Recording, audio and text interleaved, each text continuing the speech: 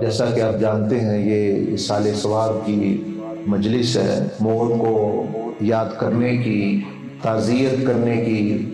مجلس ہے، اور ساتھ ساتھ جیسے ہم جو دنیا سے پردہ فرما گئے ان کو یاد کر رہے ہیں۔ اس سے ایک مقصد یہ بھی ہوتا ہے کہ ہم خود بھی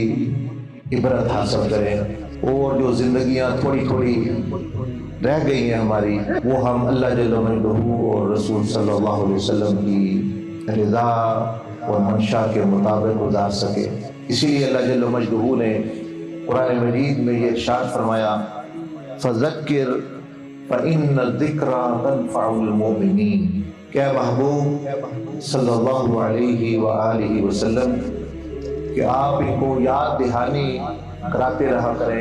کیونکہ یاد دہانی اور نصیحت ماننے والوں کو، ایمان والوں کو نفع ضرور دیتی ہے۔ تو اس لیے یہ اللہ کا ذکر بار بار کرنے کا حکم ہے، حالانکہ خدا تو وہی ہے، وہ تو بدلتا نہیں، وہ تو ایک ہی ہے، اس کا کوئی شریک نہیں، لیکن یہ ذکر کا کیوں حکم ہے کہ بار بار کرو؟ وہ اس لیے کہ جس طرح اس کو یاد کرنے کا حق ہے وہ پوری زندگی بھی ادا نہیں ہو سکتا، بندہ یاد کرتا رہے، تو اس حق تک پہنچنے کے لیے کوشش ہوتی ہے جو بار بار بندے کو کہا جاتا ہے کہ ہو سکتا ہے یہ لاکھوں مرتبہ، کروڑوں مرتبہ، اربوں مرتبہ کرے تو ایک دفعہ ہی ایسا کر لے کہ اس کو نفع ہو جائے۔ اور اسی طرح بہت ساری باتوں کا بندوں کو علم ہوتا ہے، ہمیں سب کو پتہ ہے موت ہے، لیکن موت کو یاد کرنے کا حق اس بندے نے ادا کیا جس نے اس کی پوری تیاری کر لی، ورنہ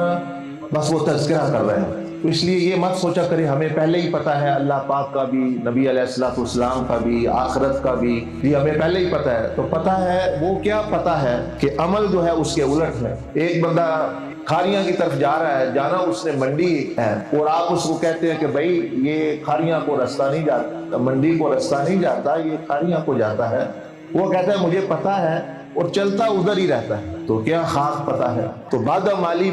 گویا بندے کو جہنم کی طرف لے جاتی ہے، جہنم کی طرف بندہ جا رہا ہوتا ہے، اور اس کو بتائے تو وہ کہتا ہے جی مجھے تو علم ہے، مجھے تو پتہ ہے، جانا اس نے جنت کی طرف ہے، تو وہ کیا پتہ ہے، وہ تو سویا ہوا چل رہا ہے گویا۔ تو اس لیے ایک دوسرے کو یاد دہانی کراتے رہنا چاہیے۔